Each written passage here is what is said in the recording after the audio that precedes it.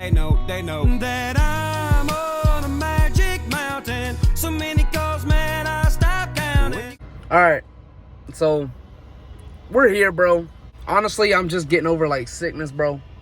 I've been sick the past few days. Call it COVID, call it a cold, call it the flu. I don't know whatever you want to call it. It hurt for sure. Matter of fact, this dude over here. Let's see if I can get him in. I can't. Not the orange shirt, but the other dude. He's the one that got me sick. Blame him. So yeah, it's cat hair. Whatever. Let's get to the video. Mike Perry, Jake Paul coming up tomorrow night, bruh. Tomorrow night. Tonight, if this comes out on Saturday, but if this comes out on Friday, tomorrow night, Jake Paul, Mike Perry. Who do I got winning, man? I already told y'all when this fight was first announced, Jake Paul's winning this fight. My mind has not changed. I still think Jake Paul's winning this fight. And I think he does it by knockout or a stoppage. I don't think this fight goes all 8 and 10 rounds, whatever it is. Mike Perry is not an easy opponent by no means. But I think this is going to be similar. And maybe I'm wrong. And if I am, let me know. I think this is going to be similar to the Tyron Woodley fight, right?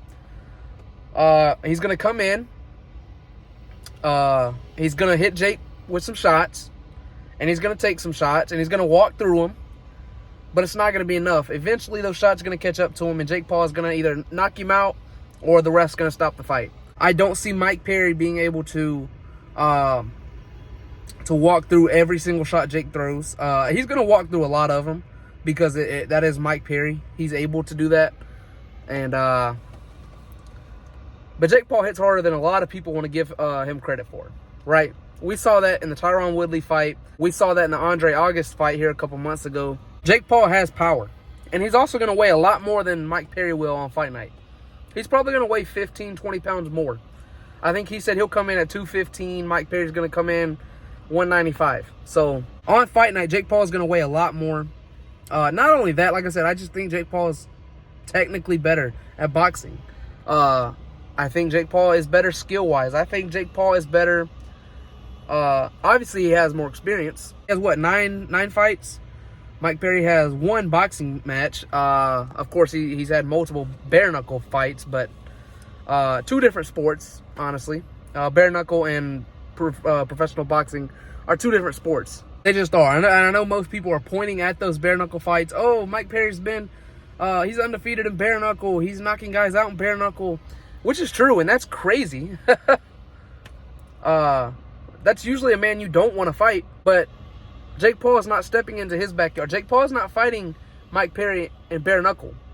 Mike Perry's coming over and fighting Jake Paul in his yard. Mike Perry's coming to fight boxing. And so, like I said, Jake Paul obviously has the experience, and I think Jake Paul is going to be too much. Jake Paul says it will not go past 2 rounds. I do disagree with that 100%. I think maybe Mike gets to the 5th, the 6th round. Kind of like the Tyron Woodley fight. I think Mike Perry can make it to the 5th or 6th, maybe even the 7th round. But I think Jake Paul is going to be too much overall. And like I said, Mike Perry can take some shots, but he's not going to be able to walk through every single one of those. It's just not going to happen. Jake Paul has put down guys we didn't think he'd be able to put down, right? Anderson Silva comes to mind. No one had him knocking down Anderson Silva. Tyron Woodley, after their first fight, did anyone predict a knockout by Jake Paul? I didn't. Tommy Fury. He put down Tommy Fury, believe it or not. He did. He landed a knockdown on Tommy Fury. Nate Diaz, of all people. He knocked down Nate Diaz. So, like I said, Jake Paul hits harder than a lot of people want to give him credit for. And I think this will be a good fight. I think it'll be a good fight to watch, a fun fight to watch. But I think Jake Paul is going to win this fight by stoppage or a knockout. I think it's crazy to think otherwise. If you think Mike Perry wins this fight, you're basing that solely on his bare-knuckle career. Or the simple fact that he can't get knocked out. Look, there's the Joker that got me sick right there. Yeah. He's the one that got me sick. But like I said, you're basing that solely on his bare-knuckle career. Because he's able to take shots bare fist with no gloves and not get knocked out.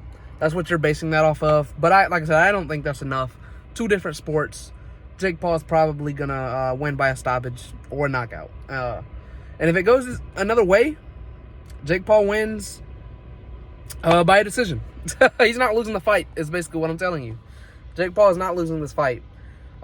Which, honestly, I don't want him to lose this fight. Like, I like Mike Perry. Mike Perry's dope. But if Jake Paul loses this fight, it's bad for influencer boxing. I'm an influencer boxing fan.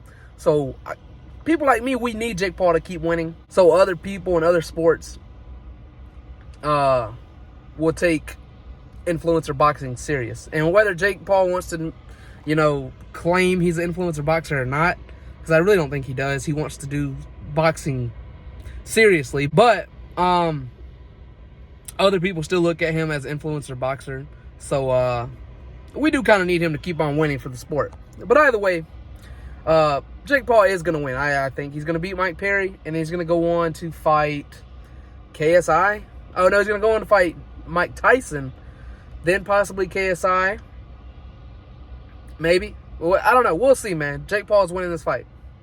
Let's look at the stats. I've got the facts. My money like Lizzo, my pockets are fat. Homie, I'm epic. Don't be a wap. Dog, it's a yarmulke. Homie, no cap.